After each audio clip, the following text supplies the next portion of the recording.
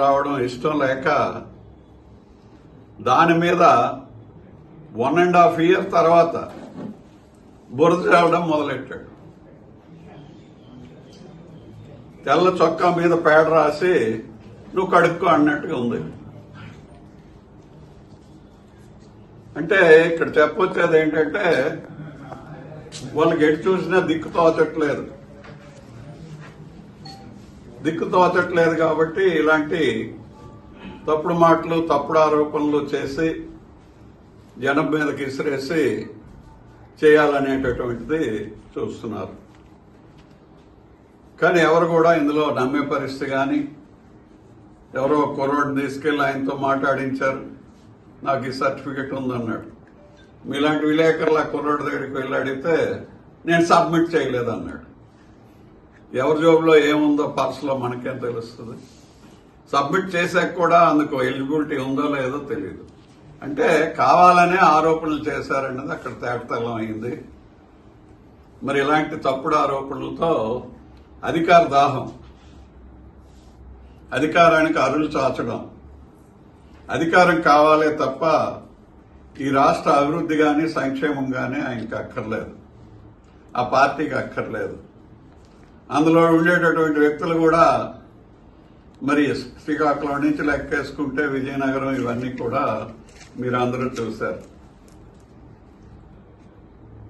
అందరూ కూడా ఒక ముఠా, ఏ ముఠా అంటారో అది తెలంగాణలో ఈ మధ్య మాట్లాడుతున్నారు. అలాంటి ముఠా, ఈ ముఠాకి ఇప్పుడు 4 రాళ్ళు వేసేయడం, 4 పేడ ముద్దలు విసిరేయడం, మీరు కడుక్కోండి అని చెప్పడం, అంతకు మించి వాళ్ళు చేసిన పని లేదు. అసెంబ్లీకి రారు, ప్రజల కోసం మంచి విషయం చెప్పరు. ఇయో ఈ సీజన్ ఎలా ఉంది, రైతులకు విత్తనాలు ఇచ్చారా లేదని అడగరు, ఎరువులు ఇచ్చారా లేదని అడగరు. అన్నీ ఉన్నప్పుడు మాత్రం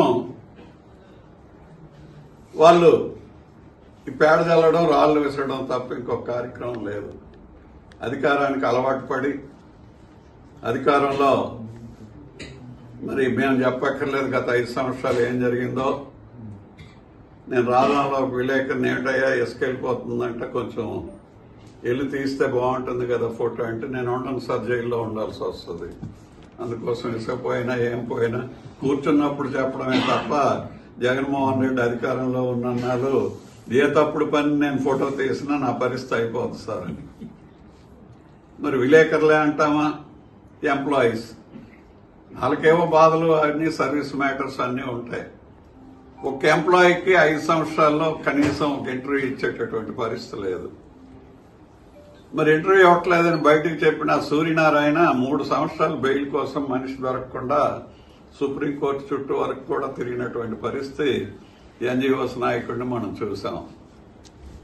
ఇవన్నీ మర్చిపోకూడదు, ఎవరు మర్చిపోతారేమో అని చెప్పి నేను చెప్పిన ఈ అవాకులు చెవాకులతో 4 రాళ్లు వేసడం, 4 పేడ ముద్దలు వేసడం చేస్తున్నాడు తప్ప జగన్మోహన్ రెడ్డి బ్రతుకున్నంత వరకు కూడా ఈ రాష్ట్రంలో వాళ్ళు చేసినటువంటి ఆటవిక రాజ్యం, వాళ్ళు చేసినటువంటి మరి దోపిడీలు, అదేవిధంగా శవాల్ని డోర్ డెలివరీ చేయటం, మరి సుధాకర్ని చూసాం, ఏదో మాస్క్ అడిగినంత మాత్రాన ఆయన కొడుకు కూడా కరోనా రూల్స్ ను వ్యతిరేకించాడని పోలీస్ స్టేషన్ తీసుకెళ్లి కూర్చోబెడితే సుధాకర్ అక్కడికి వస్తాడు కదా అని, మరి ఆయన అక్కడికి వెళ్ళిన ఆయనకి బట్టలు ఇప్పి రోడ్డు మీద కొట్టి వైజాగ్లో ఎలా చేశారో పిచ్చోడిని చేసి పిచ్చి హాస్పిటల్లో కూడా పడేశారంటే జనాన్ని భయభ్రాంతులను చేసి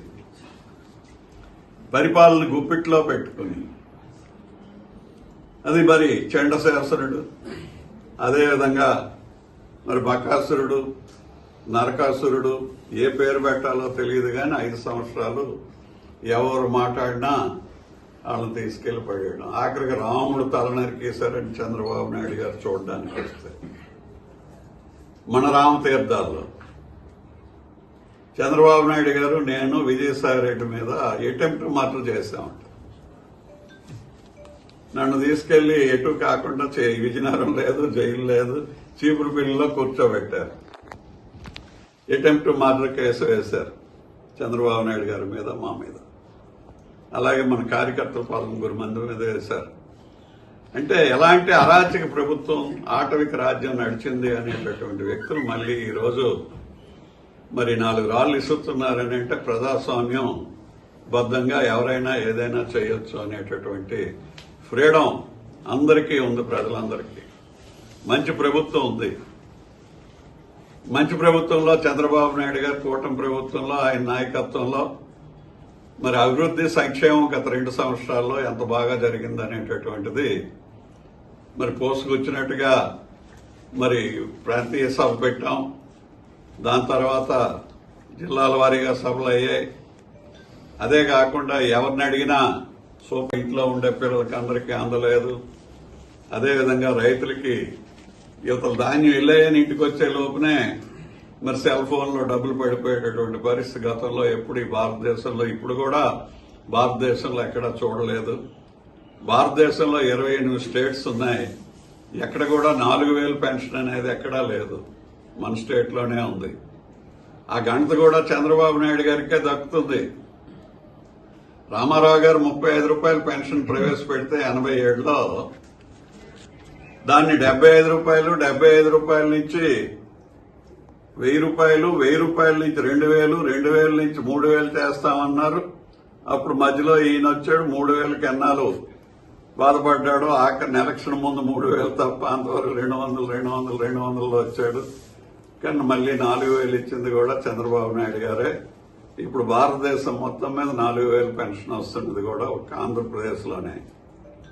అందువల్ల కూటమి సంక్షేమంలో కానీ అభివృద్ధిలో కానీ మరి మనం విశాఖపట్నంలో చూశారు. ఈరోజు రైల్వే జోన్ వచ్చింది.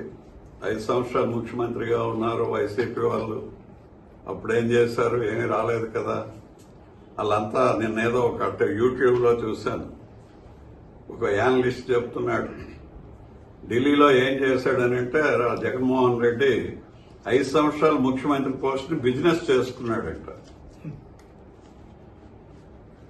సెంట్రల్ గవర్నమెంట్ తో ఆయనకి కావాల్సినటువంటి పనులు చేయించుకున్నాడు తప్ప ప్రజలకు కానీ రాష్ట్రానికి వచ్చేటటువంటిది ఏది పలానా తెచ్చానని ఈవేళైనా చూపించమనండి. మేము అంటుంటాం, తెలుగుదేశం వచ్చిన తర్వాత ఉత్తరాంధ్రలో మడ్డు వలస వచ్చింది. ఎన్టీ రామారావు వచ్చారు, సాలూరులో మన జంజావత్ ఓపెన్ చేశారు.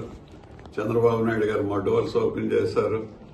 మరి డిపిఆర్ నుంచి ఫౌండేషన్ నుంచి మళ్ళీ ముఖ్యమంత్రిగా మీడియం ఇరిగేషన్ ప్రాజెక్ట్ ఈ దేశంలోనే ముఖ్యమంత్రి శంకుస్థాపన, అదే ముఖ్యమంత్రి ఓపెనింగ్ మన తోటపల్లి ప్రాజెక్ట్ ని చేసినటువంటి వ్యక్తి చంద్రబాబు నాయుడు గారు. అందుకే అప్పర్ భగీరథుడు అంటాం.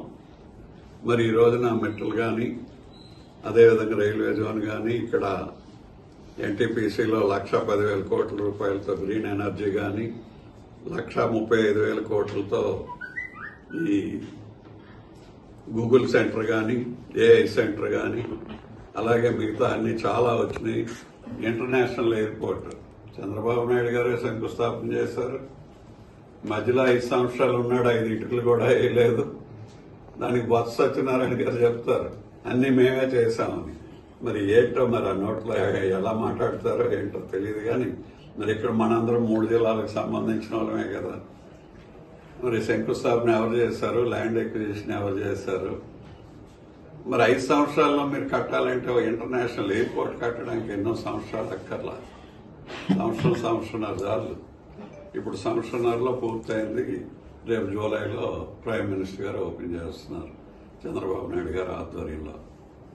అందువల్ల అభివృద్ధి సంక్షేమం అనేది 2 సంవత్సరాల్లో బ్రహ్మాండంగా నడిచింది. చూసి వారలేకే ఈ అభివృద్ధి సంక్షేమం వీటి పైన మరి అందులో యూత్కి జరిగేటటువంటి ఈ డిఎస్సి పైన కానీ అలాగే సర్వీస్ కమిషన్ కానీ పోలీసు ఉద్యోగాలు 6,000 కానీ ఇవన్నీ రావడం కూడా వారలేనితనంతో ఒట్టి అసత్యమైనటువంటి ఆరోపణల్ని. అసత్యం అని ఎందుకు వస్తుందని అంటే మాకు 43 ఏళ్ళ సర్వీసులో ఆ బిగినింగ్ లో అసెంబ్లీలో అబద్ధం అని చెప్పకూడదని ఉంది. మనం వాడుక భాషలో అబద్ధం అంటాం. అసత్యం సార్ మినిస్టర్ గారు చెప్తున్న జవాబు అనాలి తప్ప అబద్ధం అని అంటే స్పీకర్ దాన్ని రికార్డుల్లోకి వెళ్లకుండా తొలగించేవారు. ఇప్పుడు బూతులు మాట్లాడుతున్నారు ఇలాంటి జగన్మోహన్ రెడ్డి గారు వచ్చిన దగ్గర నుంచి. బూతుల సంస్కృతి తప్ప ఇంకోటి లేదు. ఇలాంటి అసత్యాలన్నింటినీ కూడా ప్రచారం చేయడానికి పూనుకుంటున్నారు. అందువల్ల మేధావులు, ప్రజలు, ఉద్యోగులు అందరూ కూడా అప్రమత్తంగా ఉండాలి. ఎందుకంటే మళ్ళీ ఏదో ఆ పేరు మనం పెట్టకూడదు కానీ మళ్ళీ ఈదులోకి వచ్చారు కాబట్టి మళ్ళీ ప్రజలకి వ్యతిరేకమైనటువంటి కార్యక్రమాలు, ప్రజాస్వామ్యానికి వ్యతిరేకమైనటువంటి కార్యక్రమాలతో వస్తున్నారు కాబట్టి వాళ్ళకి ప్రజలే బుద్ధి చెప్పాలని చెప్పి మీ ద్వారా కోరుతున్నాం. రాజావారు మాట్లాడారు.